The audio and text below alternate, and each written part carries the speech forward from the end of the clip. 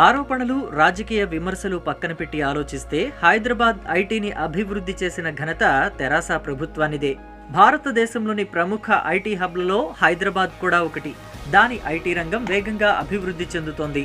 Microsoft, Google, Amazon మరియు ఫేస్బుక్లతో సహా ప్రపంచంలోని కొన్ని అగ్రశ్రేణి ఐటీ కంపెనీలకు ఈ నగరం నిలయంగా మారింది. హైదరాబాద్ కూడా అభివృద్ధి చెందుతున్న స్టార్టప్ పర్యావరణ వ్యవస్థను కలిగి ఉంది. నగరం నుండి అనేక వినూత్న ఐటీ స్టార్టప్లు పుట్టుకొస్తున్నాయి.